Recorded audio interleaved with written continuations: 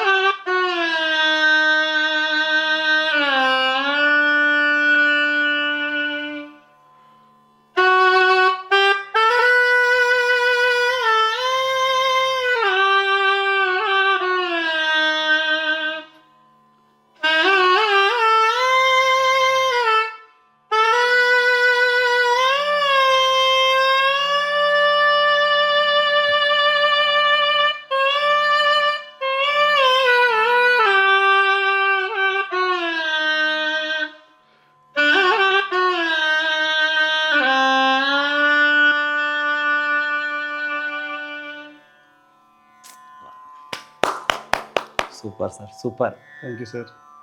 ಹೇಳಿ ಸರ್, ಅಂದರೆ ಈಗ ಇನ್ಸ್ಟ್ರೂಮೆಂಟ್ ಬಗ್ಗೆ ಎಕ್ಸ್ಪ್ಲೈನ್ ಮಾಡಿ ಸರ್.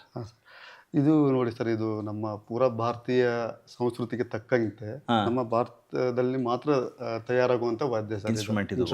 ಓಕೆ. ಇದು ನಾರ್ಮಲಿ ಬನಾರಸಲ್ಲಿ ಸಿಗ್ತಾ ಇತ್ತು ಮುಂಚೆ. ಇವಾಗ ನಮ್ಮ ಭಾಗ್ಯ ಸರ್, ಕರ್ನಾಟಕದ ಭಾಗ್ಯ. ಹೌದಲ್ಲ?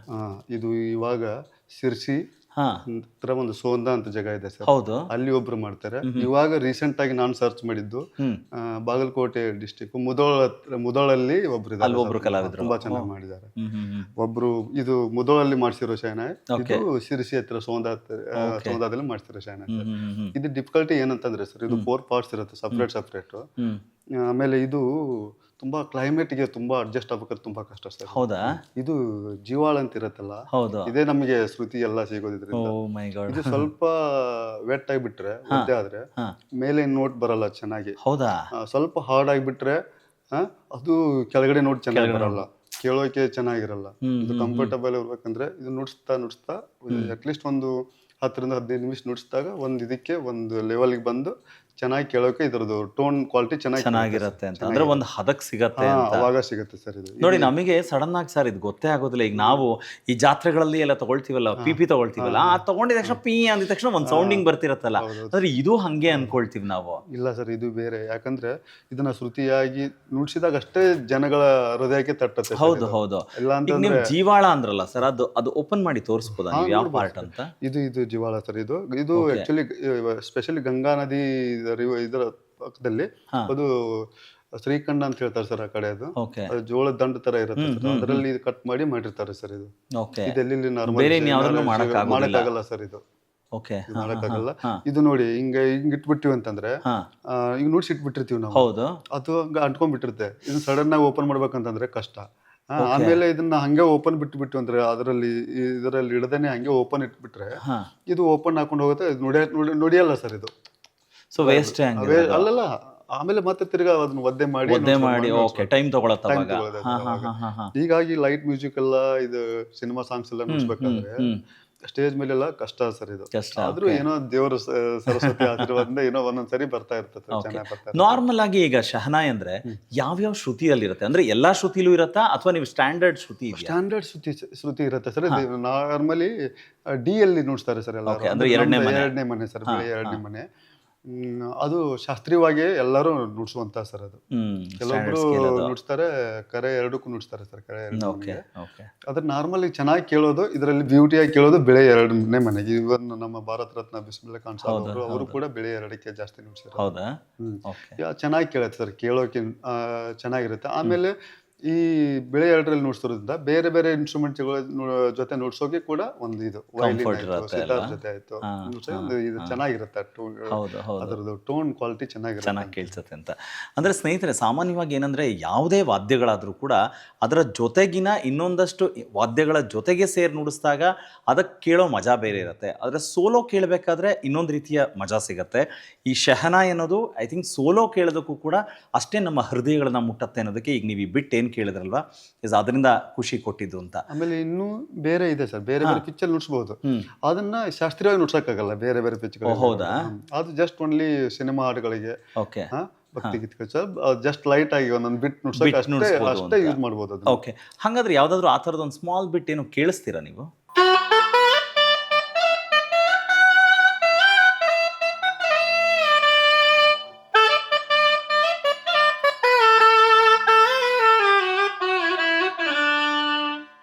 ಇರುತ್ತೆ. Okay okay okay. ಸೊ ಅಂದ್ರೆ ಯಾವುದೇ ಶೈಲಿಯ ಹಾಡುಗಳಾದ್ರೂ ಕೂಡ ಅದ್ರ ಮಧ್ಯ ಫಿಲ್ ಆಗ್ತಾ ಇರುತ್ತೆ. ಅಂದ್ರೆ ಹಾಡಿಗೆ ತಕ್ಕಂಗೆ ಬಿಟ್ಟಿರುತ್ತೆ ಸರ್. ಹಾಡಿಗೆ ತಕ್ಕಂಗೆ ಬಿಜಿಎಮ್ಸ್ ಇರುತ್ತೆ. ಬಿಜಿಎಂ ಡೈರೆಕ್ಟರ್ಗಳು ಹೆಂಗೆ ಕಂಪೋಸ್ ಮಾಡಿರ್ತಾರೆ ಅದನ್ನ ಪ್ರಕಾರ ಒಬ್ಬರು ಸಸ್ಟೈನ್ ಆಗಿರುತ್ತೆ. ಕೇಳಿಸಿ.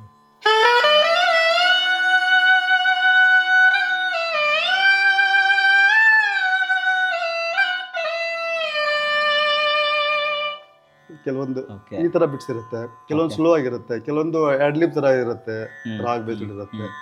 ಅಂದ್ರೆ ಆ ಹಾಡಿಗೆ ತಕ್ಕಂಗ ಹೆಂಗಿರುತ್ತೆ ಆ ತರ ಪ್ಲೇ ಮಾಡ್ತಾ ಹೋಗ್ತೀರಾ ಅಂತ. ಸ್ನೇಹಿತರೆ ನೋಡಿ, ಒಂದು ವಾದ್ಯವನ್ನ ನಾವು ಹೇಗೆ ಬೇಕಾದರೂ ಬಳಸ್ಬೋದು ಅನ್ನೋದಕ್ಕೆ ಇಲ್ಲಿ ಪ್ಲೇ ಮಾಡಬೇಕಾದ್ರೆ ಗೊತ್ತಾಗ್ತಾ ಇದೆ. ರುದ್ರೇಶ್ ಅವ್ರು ಪ್ಲೇ ಮಾಡಿದ್ದು ಕ್ಲಾಸಿಕಲ್ ಸೌಂಡಿಂಗೇ ಬೇರೆ ಇದೆ, ಆದರೆ ಒಂದು ಹಾಡುಗಳು ನಡಿಬೇಕಾದ್ರೆ ಅದರ ಮಧ್ಯದಲ್ಲಿ ಫಿಲ್ಲರ್ಸ್ ಆಗಿ ಬರಬೇಕಾದ್ರೆ ಬಿ ಜಿ ಎಮ್ಗೆ ಅದರ ಸೌಂಡಿಂಗ್ ಬೇರೆ.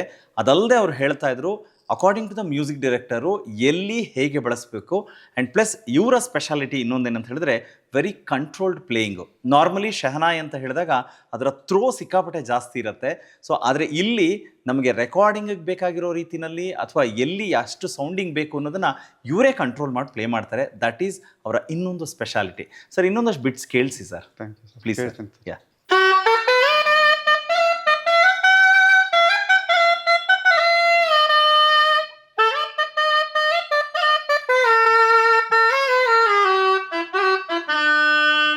ಇದೇ ತರ ಇರ್ತದೆ.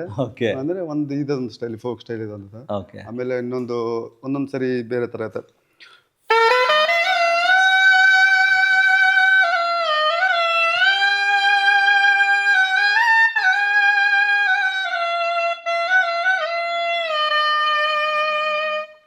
ಇರುತ್ತೆ ಒಂದೊಂದ್ಸರಿ.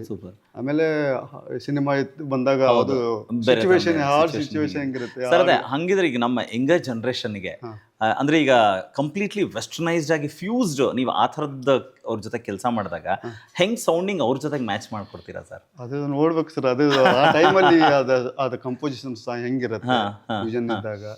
ಸರ್ ಹೌದು, ಈಗ ನೀವು ನುಡ್ಸೋದನ್ನು ಕೇಳಿದ್ವಿ. ಆದರೆ ನನಗೇನು ಕುತೂಹಲ ಅಂತ ಹೇಳಿದ್ರೆ, ಕೆಲವರಿಗೆ ಕೆಲವು ಇಂಟ್ರೆಸ್ಟ್ಗಳು ಯಾವುದ್ಯಾವುದೋ ರೀತಿಯಿಂದ ಬರುತ್ತೆ ಅಂತ. ಕೆಲವೊಂದು ಮನೇಲಿ ಆ ವಾತಾವರಣ ಇರುತ್ತೆ, ಇನ್ನು ಕೆಲವು ಯಾರನ್ನೋ ನೋಡಿ ಇನ್ಫ್ಲೂಯೆನ್ಸ್ ಆಗ್ತಾರೆ ಅಂತ, ಇನ್ನು ಕೆಲವು ಯಾರ್ದೋ ಒತ್ತಡಕ್ಕೋಸ್ಕರ ಆಗಿರ್ತಾರೆ ಅಂತ. ಬಟ್ ನೀವು ಶಹನಾಯ್ ಕಲಿಯೋದಕ್ಕೆ ಯಾವ್ದು ಕಾರಣ ಆಯಿತು ಸರ್? ನಾನು ಶಹನಾಯ್ ಕಲಿಬೇಕಂತಂದ್ರೆ ಸರ್, ಫಸ್ಟ್ ಆಫ್ ಆಲ್ ನಮ್ಮ ತಂದೆಯವರು ನುಡಿಸ್ತಿದ್ರು ಶಹನಾಯ್. ಅಪ್ಪ ಶಹನಾಯ್ ನುಡಿಸ್ತಿದ್ರಾ? ಓಕೆ. ಅಪ್ಪನ ಹೆಸರು ತಮ್ಮಣ್ಣ, ಶ್ರೀ ತಮ್ಮಣ್ಣ. ತಾಯಿ ಬಂದು ಯಲ್ಲಮ್ಮ ಅಂತೇಳಿ ಅವರು ನುಡಿಸ್ತಾ ಇದ್ರು ಸರ್. ಅವ್ರು ನುಡಿಸುವಾಗ ನಮ್ಗೆ ಅಷ್ಟು ಇದಿರ್ಲಿಲ್ಲ, ನಾವು ಕಾಳಜಿ ಇರಲಿಲ್ಲ, ಸಂಗೀತ ಕಡೆ ನಮ್ಗೆ ಅಷ್ಟು ಒಲವು ಇರ್ಲಿಲ್ಲ ಸರ್. ನಮಗೆ ಒಂದು ಐಡಿಎಸ್ ಸಂಸ್ಥೆ ಅನ್ನೋದಿರುತ್ತೆ ಸರ್ ಧಾರವಾಡದಲ್ಲಿ. ಅವರು ಬಂದು ನಮ್ಮ ಚಿಕ್ಕ ಊರು ಸರ್, ನಮ್ಮ ಧಾರವಾಡ ಹತ್ರ ಕಲ್ಲಾಪುರ ಅಂತೇಳಿ. ಆ ಊರಲ್ಲಿ ಅವ್ರು ನಮ್ಮನ್ನೆಲ್ಲರನ್ನು ಗುರುತಿಸಿ ಅವರು ಒಬ್ಬರು ಗುರುಗಳು ತಂದು ನಮಗೆ ಸಂಗೀತ ಅಭ್ಯಾಸ ಹೇಳ್ಕೊಡಕ್ಕೆ ಶುರು ಮಾಡಿದ್ರು ಸರ್. ಅಂದ್ರೆ ಸಂಗೀತದ ಬಗ್ಗೆ ಆಸಕ್ತಿ ಇತ್ತ ನಿಮಗೆ? ಆಮೇಲೆ ಅವ್ರು ಬಂದ್ಮೇಲೆ, ಗುರುಗಳು ಬಂದ್ಮೇಲೆನೆ ಅವಾಗ ಗೊತ್ತು ಸರ್ ನಮ್ಗೆ ಸಂಗೀತದ. ಅಲ್ಲಿವರೆಗೆ ನಮ್ಗೆ ಏನು ಗೊತ್ತಿರ್ಲಿಲ್ಲ ಸರ್. ಅಂದ್ರೆ ಹಾಡ್ ಕಲಿತಾ ಇದ್ರ? ಹಾ, ಬೇಸಿಕ್ಲಿ ಶುರು ಮಾಡಿದ್ದೆ ಹಾಡಿಂದ. ಅವರು ನಮ್ ಫಸ್ಟ್ ಗುರುಗಳು ಬಂದು ಫಕೀರಪ್ಪ ಅಂತೇಳಿ ಕಿತ್ತೂರವರು. ಅವರು ಏನ್ ಮಾಡಿದ್ರು, ಅವರು ವೋಕಲಿಸ್ಟ್ ಸರ್, ಒಳ್ಳೆ ವೋಕಲಿಸ್ಟ್. ಆಮೇಲೆ ಶೆಹನಾಯಿ ಕೂಡ ನುಡಿಸ್ತಿದ್ರು ಅವರು. ಫಸ್ಟ್ ಬೇಸಿಕ್ ಎಲ್ಲ ಸ್ವಲ್ಪ ವೋಕಲ್ ಅಲ್ಲಿ ಹೇಳ್ಕೊಟ್ಟು ಆಮೇಲೆ ಶೆಹನಾಯಲ್ಲಿ ಶುರು ಮಾಡಿದ್ರು. ಶೆಹನಾಯಿ ಅವಾಗ ಆ ಏಜ್ಗೆ ಬ್ಲೋ ಕಷ್ಟ ಸರ್, ಕಷ್ಟ ಸರ್.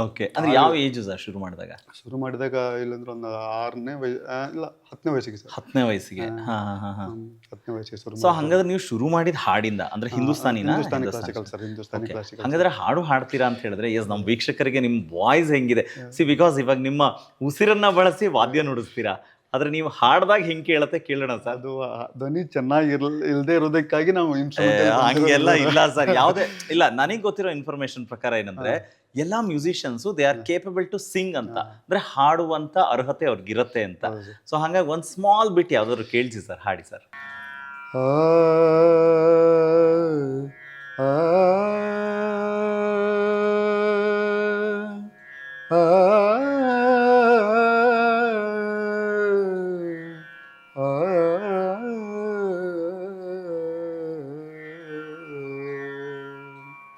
जा जा रे अपनी मंदिरवा, जा जा रे अपनी मंदिरवा, सुन पावे मोरी शासन नदिया, सुन पावे मोरी शासन नदिया, जा रे अपने मंदिरवा, जा जा रे अपने मंदिरवा.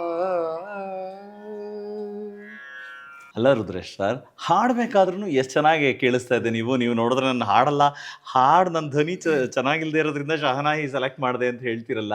ಅಲ್ಲ, ನೀವು ಅವಾಗಿಂದ ಹಾಗೆ ಮುಂದುವರಿಸಿದ್ರೆ ಐ ಥಿಂಕ್ ಪ್ರಾಬಬ್ಲಿ ನೀವು ಡ್ಯೂಯಲ್ 2 ಮಾಡ್ಬಿಡ್ಬೋದಿತ್ತು. ಅದೇ, ಯಾಕಂದ್ರೆ ಹಾಡೋರು ತುಂಬಾ ಜನಗಳಿದ್ದಾರೆ ಸರ್, ತುಂಬಾ ಒಬ್ರಿಗಿಂತ ಒಬ್ರು ಟಾಪ್ ಲೆವೆಲ್ ಇದ್ದಾರೆ. ಹೌದು, ಅಟ್ಲೀಸ್ಟ್ ಅದರಲ್ಲಿ ನಮ್ಗೆ ಕಾಂಪಿಟೇಷನ್ ಮಾಡೋಕ್ಕಾಗಲ್ಲ ಸರ್. ಸೊ ಅದಕ್ಕೆ ಶಹನಾಯಿ ಸೆಲೆಕ್ಟ್ ಮಾಡ್ಕೊಂಡ್ರಿ. ನೋಡಿದ್ರೆ ಅದಕ್ಕೆ ನೀವು ಅತ್ಯಂತ ಸ್ಪೆಷಲ್ ಆಗೋಗ್ಬಿಟ್ರಿ. ನೋಡಿ ಸರ್, ಅದು ಸ್ನೇಹಿತರೆ ಕೊಟ್ಟಿದೆ ಸರ್. ಸ್ನೇಹಿತರೆ, ನಾನು ಆಮೇಲೆ ಅವ್ರನ್ನ ಯಾಕೆ ಹಾಡಕ್ಕೆ ಕೇಳಿದೆ ಅಂದರೆ, ಒಂದು ಆರಂಭದಲ್ಲಿ ಹಾಡಕ್ಕೆ ಅವ್ರು ಶುರು ಮಾಡಿದ್ದು, ಆಮೇಲೆ ವಾದನ. ಇಷ್ಟಾದರೂ ಕೂಡ ನಾವು ಯಾವುದೇ ವಾದ್ಯ ಕಲಾವಿದರನ್ನ ಗಮನಿಸಿದಾಗ, ನೀವು ಬೇಕಾದರೆ ಯಾರ ಹತ್ರನಾದರೂ ಟ್ರೈ ಮಾಡಿ, ನೀವು ಮ್ಯಾಕ್ಸಿಮಮ್ ಎಲ್ಲರೂ ಹಾಡ್ತಾರೆ, ಅದು ಚೆನ್ನಾಗೇ ಹಾಡ್ತಾರೆ, ಬಟ್ ಯಾರೂ ಅದನ್ನು ತೋರಿಸ್ಕೊಳ್ಳೋದಿಲ್ಲ. ಸೊ ಹಾಗಾಗಿ ಆ ಒಂದು ಝಲಕ್ ನಿಮಗೆ ತೋರಿಸ್ಬೇಕಾಯ್ತು, ಅದಕ್ಕೆ ತೋರಿಸಿದ್ದು. ಆಯಿತು ರುದ್ರೇಶ್ ಸರ್, ನೀವು ಹೇಳಿದ್ರಿ ಮನೆ ವಾತಾವರಣ ಸಂಗೀತ ಅಪ್ಪ ನುಡಿಸ್ತಾ ಇದ್ರು ಅಂತ. ಮತ್ತೆ ತಿರ್ಗಾ ನೋಡಿದ್ರೆ ನಿಮಗೆ ಅವಕಾಶ ಸಿಗತ್ತೆ, ಒಬ್ಬ ಮಹಾನ್ ಗುರುಗಳು ಬಂದು ನಿಮಗೆ ಹೇಳ್ಕೊಡುವಂಥ ಒಂದಷ್ಟು ವಿದ್ಯಾರ್ಥಿಗಳಲ್ಲಿ ನೀವು ಒಬ್ಬರಾಗ್ತೀರಾ ಅಂತ. ಸೊ ಅಲ್ಲಿಂದ ಮುಂದಿನ ಜರ್ನಿ ಹೆಂಗಿತ್ತು ಹೇಳಿ ಸರ್? ಇದು ನಾನು ಫಸ್ಟು ಇದು ವೋಕಲ್ ಕಲ್ತ ಮೇಲೆ, ಆಮೇಲೆ ನಮ್ಮ ಸೋದರ ಮಾವನ ಮತ್ತು ಚಿಕ್ಕಮ್ಮನ ಮನೆಗೆ ಹೋದೆ ಸರ್ ನಾನು. ಹೈಸ್ಕೂಲ್ ವಿದ್ಯಾಭ್ಯಾಸ ಬೆಳಗಾಂ ಡಿಸ್ಟ್ರಿಕ್ಟ್ MK ಬಳಿ ಅಂತ ಹೇಳಿ. ಅಲ್ಲಿ ವೋಕಲ್ ಗುರುಗಳೇ ಸಿಕ್ಕರು ಸರ್. ಮನೆಗೆ ಬಂದು ಪಾಠ ಮಾಡ್ತಾ ಇದ್ರು. ಅವ್ರ ಹತ್ತಿರ ಕಲ್ತಾದ್ಮೇಲೆ ತಿರ್ಗಾ ನಾನು ಗ್ರಾಜುಯೇಷನ್ಗೆ ಧಾರವಾಡಕ್ಕೆ ಬಂದೆ ಸರ್.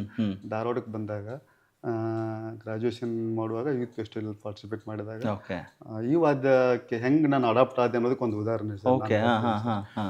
ಅವಾಗ ಅದೇ ವರ್ಷ 2001ರಲ್ಲಿ ಇವರು ಉಸ್ತಾದ್ ಬಿಸ್ಮಿಲ್ಲಾ ಖಾನ್ ಅವರಿಗೆ, ಸಾಹೇಬರಿಗೆ ಇದು ಭಾರತ ರತ್ನ ಅವಾರ್ಡ್ ಬಂತು. ಹೌದು, ಆ ಟೈಮಲ್ಲಿ ಅವ್ರಿಗೆ ಎಲ್ಲ ಕಡೆ ಅವ್ರದ್ದೇ ಹೆಸರು, ನ್ಯೂಸಲ್ಲಿ, ಟಿವಿಯಲ್ಲಿ ಎಲ್ಲ. ಅದೊಂದು ನನಗೆ ಇನ್ಸ್ಪಿರೇಷನ್ ಸರ್ ಅದು. ಅವಾಗ ನಾನು ಯಾಕೆ ಮನೆಯಲ್ಲಿ ವಾದ್ಯ ಇರೋದ್ರ, ನಾನು ಯಾಕೆ ಟ್ರೈ ಮಾಡಬಾರ್ದು ಅಂತೇಳಿ ಓ ಮೈ ಗಾಡ್, ಅವಾಗಿಂದ ನನಗೆ ಜಾಸ್ತಿ ಇಂಟ್ರೆಸ್ಟ್ ಬಂತು. ಜಾಸ್ತಿ ಇಂಟ್ರೆಸ್ಟ್ ಅಂದ್ರೆ ಈಗ ನಿಮ್ಗೆ ಇಲ್ಲಿವರೆಗೂ ನೀವೇ ಹೇಳಿದ್ರಲ್ಲ ಗುರುಗಳು ಸಿಕ್ಕಿದ್ದು ಎಲ್ಲ ಬರೀ ವೋಕಲ್ಲೇ ಅಭ್ಯಾಸ, ವೋಕಲ್ ಮಾಡ್ಕೊಂಡು ಬಂದಿರೋ. ಅಂದ್ರೆ ನೀವು ಅಲ್ಲಿವರೆಗೂ ಶಹನಾಯಿ ನೀವು ಅಂದ್ರೆ ನುಡಿಸಬೇಕು ಅಥವಾ ಅದ್ರ ಕಡೆ ಗಮನನೇ ಇರಲಿಲ್ಲ ಸರ್. ನನಗೆ ಗಮನ ಇರಲಿಲ್ಲ. ಗ್ರಾಜುಯೇಷನ್ ಮಾಡುವಾಗ ಇದು ಬಂತೆ ಸರ್. ಅವಾಗ ನನಗೆ ಏಜ್ ಆಲ್ಮೋಸ್ಟ್ 20 ವರ್ಷ ಸರ್. ಆಮೇಲೆ ನಾನು ಹಂಗೆ ಶುರು ಮಾಡಿದೆ ಸರ್. ಕ್ಯಾಸೆಟ್ ಉಸ್ತಾದ್ ಬಿಸ್ಮಿಲ್ಲಾ ಖಾನ್ ಅವರ ನುಡಿಸಿರುವಂಥ ಕ್ಯಾಸೆಟ್ ರಾಗಗಳನ್ನೆಲ್ಲ ಅವ್ರ ಜೊತೆ ಫಾಲೋ ಮಾಡ್ಕೊಂಡು ಹಂಗೆ ಇದು ಮಾಡುವಾಗ ಒಂದು ಯೂತ್ ಫೆಸ್ಟಿವಲಲ್ಲಿ ಪಾರ್ಟಿಸಿಪೇಟ್ ಮಾಡಿದ್ದೆ ಸರ್ ನಾನು ಕಾಲೇಜ್ ದಿನಗಳಲ್ಲಿ. ಅವಾಗ ಒಬ್ಬರು ನಮ್ಮ music college principal Ustad Amir Khan sir ಅಂತಿದ್ರು.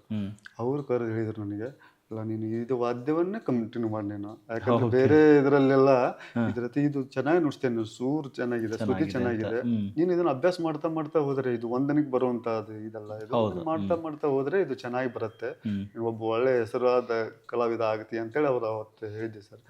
ಅವ್ರು ಹೇಳಿದ್ಮೇಲೆ ನಾನು MA ಏನು ಮಾಡಲಿಲ್ಲ ಸರ್, ಗ್ರಾಜುಯೇಷನ್ ಅಲ್ಲೇ ಏನ್ ಮಾಡಿ ನಾನು ಜಸ್ಟ್ ಇದಕ್ಕೆ ಬಿ ಮ್ಯೂಸಿಕ್ ಮಾಡಿದೆ sir, bachelor of music.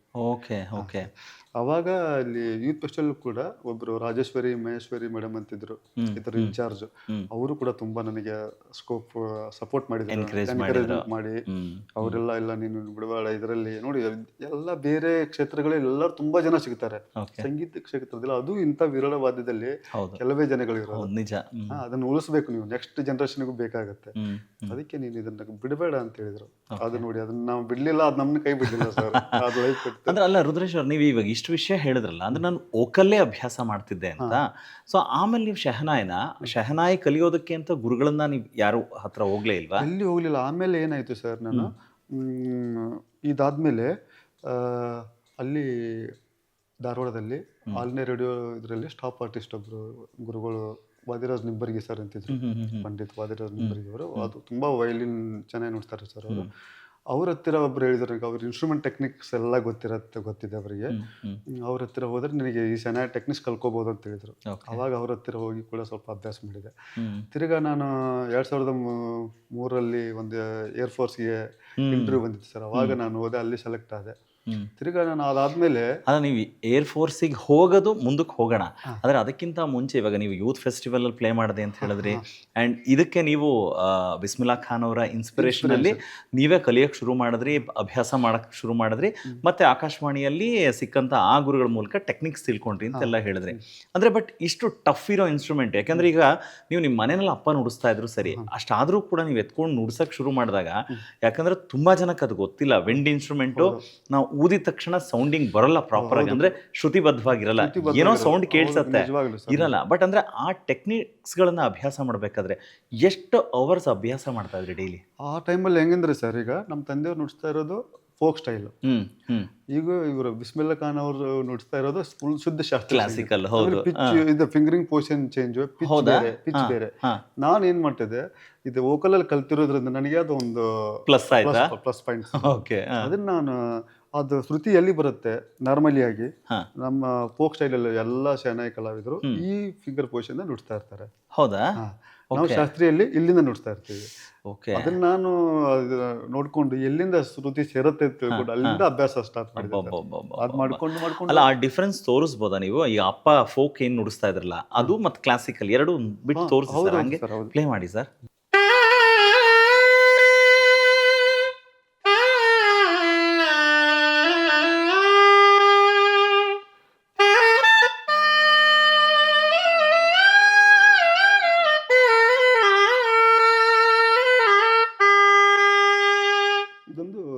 Folk style ಅದೇ ನಾವು ಶಾಸ್ತ್ರೀಯವಾಗಿ ನುಡಿಸಿದಾಗ ಫಿಂಗರ್ ಪೊಸಿಷನ್.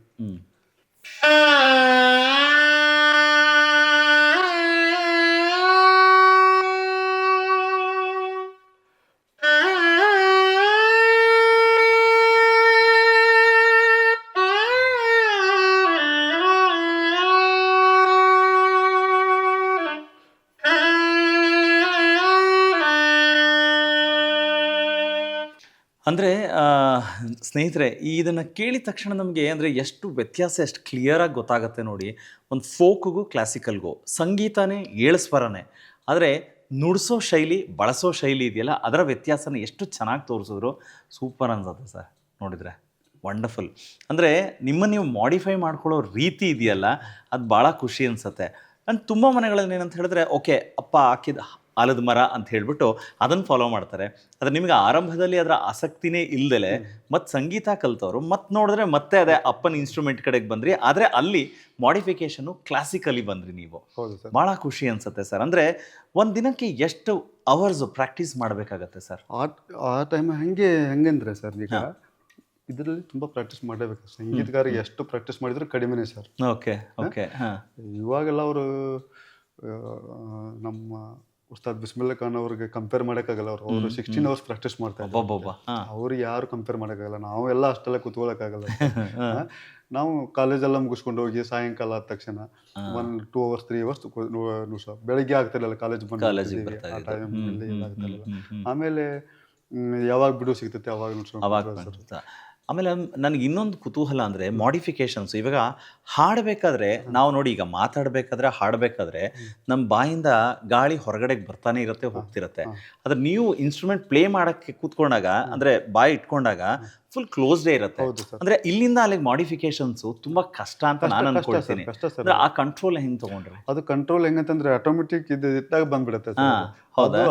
ಬ್ರೀತಿಂಗ್ ಕಂಟ್ರೋಲ್ ಅದನ್ನೇ ಸರ್ ನಮ್ಗೆ ಅಭ್ಯಾಸ ಮಾಡೋದು.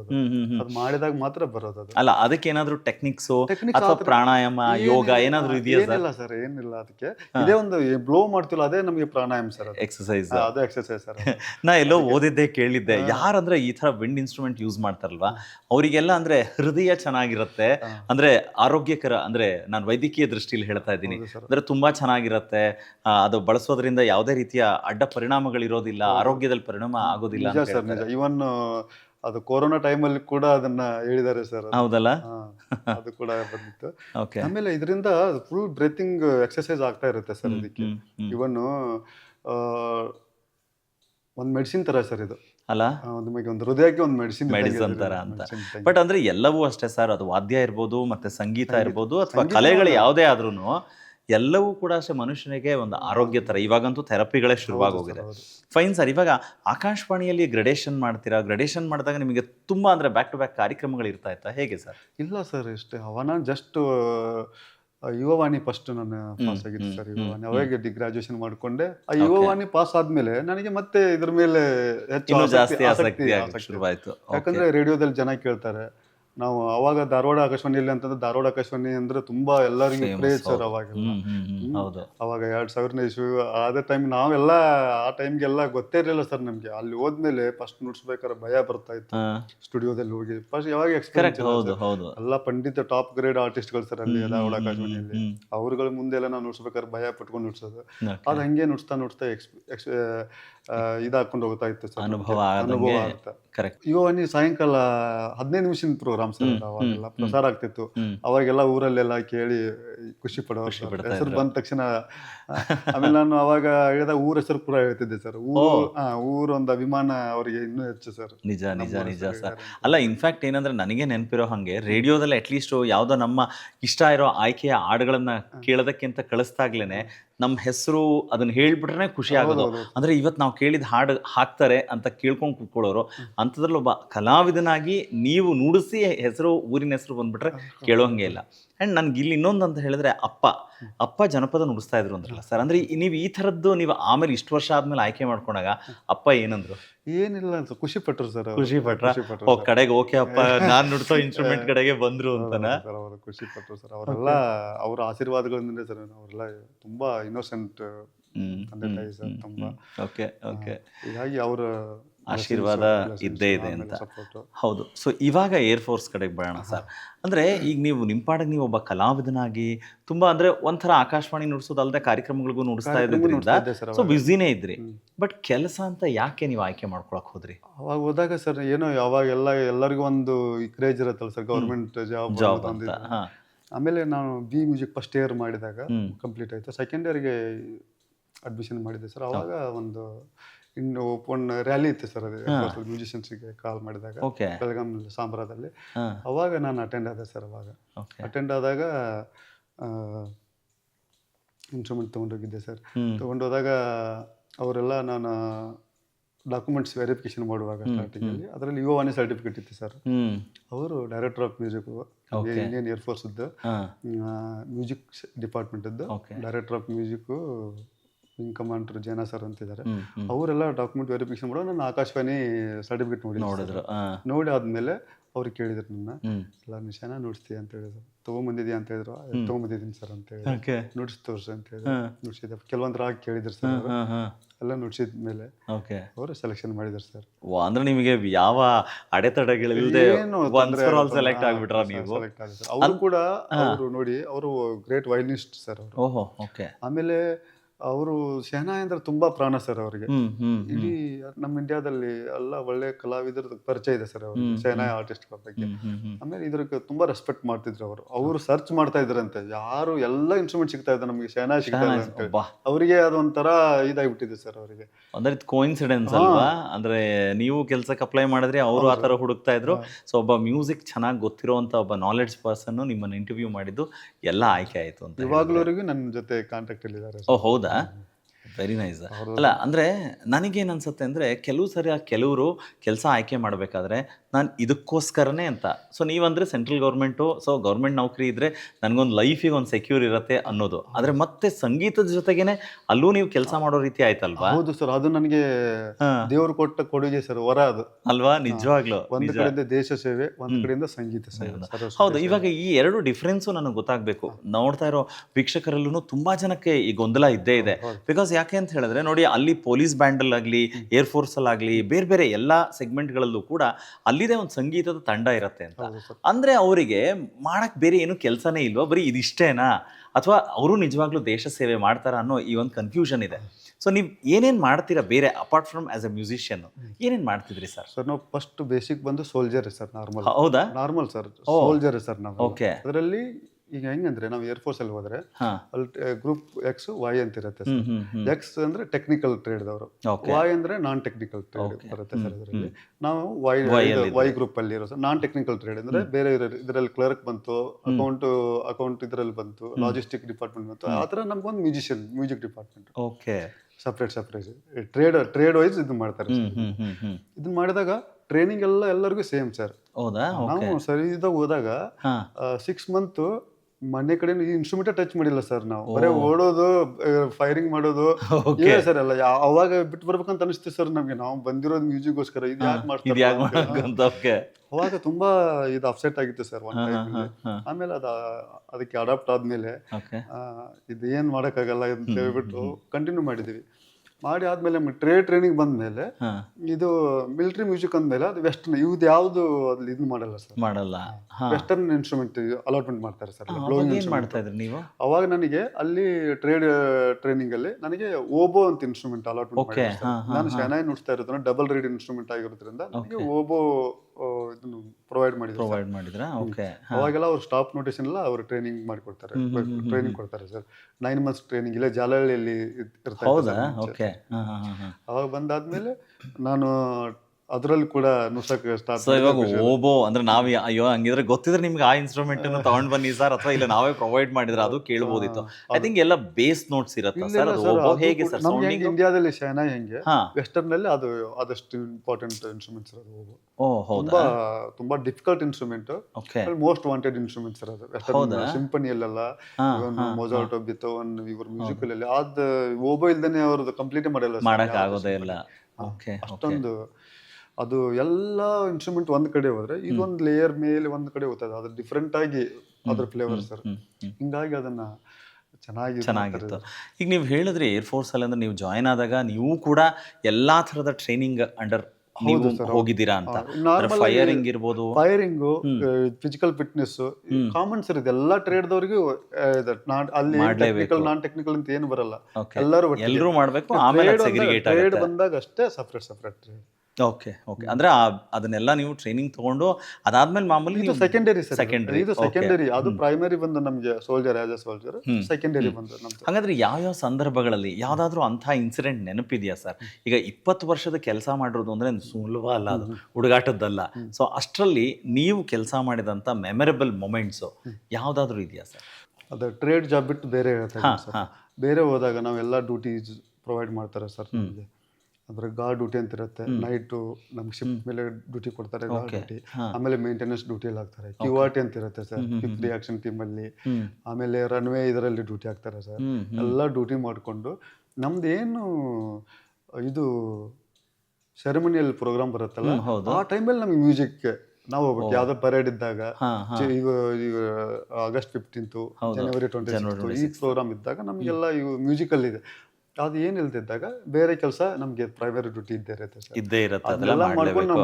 ಇದ್ರ ಜೊತೆಗೆ. ಸೊ ಇವಾಗ ಅದೇ ನೀವು ಹೇಳ್ದಂಗೆ August 15th ಅಥವಾ Jan 26th ಈ ಥರದ್ದೆಲ್ಲ ಬಂದಾಗ ನಿಮಗೆ ಬೇರೆ ಅವಕಾಶಗಳಿಗೆ ಸಮಯ ಕೊಟ್ಟು ಪ್ರಾಕ್ಟೀಸ್ ಮಾಡೋಕ್ಕೆ ಅದನ್ನೆಲ್ಲ ಮಾಡ್ತಾರಾ ಸರ್?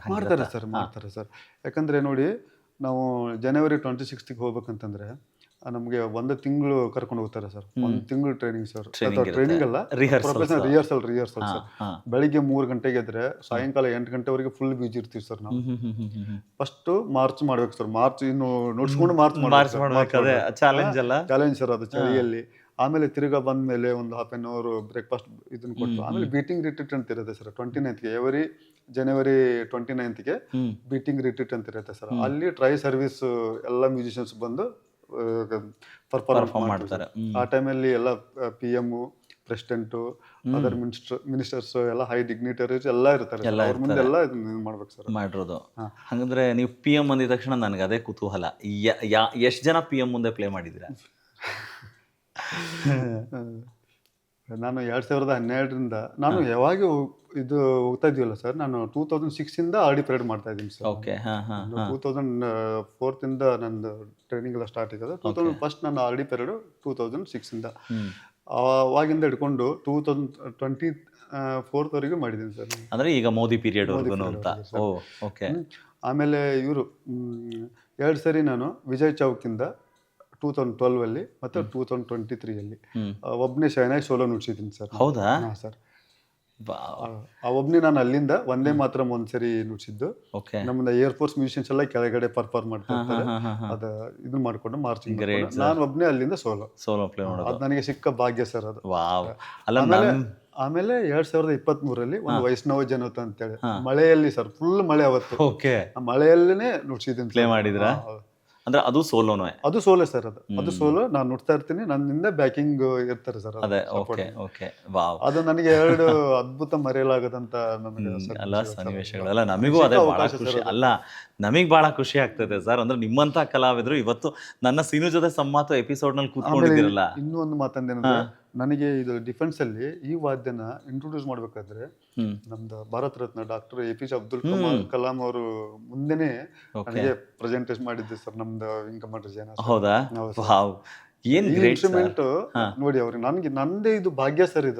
ಇದೆಲ್ಲ ಸಿಕ್ಕಿರೋದು ನನ್ನ ಭಾಗ್ಯ ಸರ್. ಇದು ಅಲ್ಲ, ನಿಮ್ಮ ಸೌಜನ್ಯ ಅದನ್ನು ಹೇಳ್ತಾ ಇದೆ ಅಷ್ಟೇ, ನನ್ನ ಭಾಗ್ಯ ಅಂತ ಹೇಳಿಬಿಟ್ಟು. ಅಂದರೆ ನಿಮ್ಮ ಅದರ ಸಾಧನೆ ಇದೆ, ತಪಸ್ಸಿದೆ, ಅದರ ಜೊತೆಗೆ ಅವಕಾಶಗಳನ್ನು ಸರಿಯಾದ ರೀತಿ ಉಪಯೋಗಿಸ್ಕೊಂಡಿದ್ದು ಅಂತ. ಅಂದರೆ ಸ್ನೇಹಿತರೆ, ನನಗೇನು ಖುಷಿ ಆಗ್ತಾ ಇದೆ ಅಂತ ಹೇಳಿದ್ರೆ, ನಾವು ಎಲ್ಲರೂ ಕೂಡ ಹೋಗಿ ದೇಶಕ್ಕೋಸ್ಕರ ಸೇವೆ ಮಾಡೋಕ್ಕೆ ಸಾಧ್ಯನೇ ಇಲ್ಲ. ಆದರೆ ಸೇವೆ ಮಾಡಿದಂಥ ಮಹನೀಯರನ್ನ ಈ ಥರ ಹತ್ರದಿಂದ ನೋಡೋದು, ಈ ಥರ ಮಾತಾಡಿಸಿದಾಗ ಅಥವಾ ಅವ್ರ ಬಗ್ಗೆ ಇನ್ಫಾರ್ಮೇಷನ್ನ ನಿಮಗೆ ತಿಳಿಸ್ಕೊಡೋದು, ಇದು ಸಿಕ್ಕಿದೆಯಲ್ಲ, ಅದಕ್ಕೆ ನನಗೆ ಭಾಳ ಹೆಮ್ಮೆ ಅನಿಸುತ್ತೆ. ಇಂಥ ಸಾಧಕರಿಗೆ ಮತ್ತೊಂದು ಹ್ಯಾಟ್ಸ್ ಆಫ್ ನಾನು ಹೇಳಲೇಬೇಕಾಗತ್ತೆ. ಖಂಡಿತ ಇನ್ನೂ ಒಂದಷ್ಟು ವಿಚಾರಗಳನ್ನು ಮಾತಾಡೋಣ.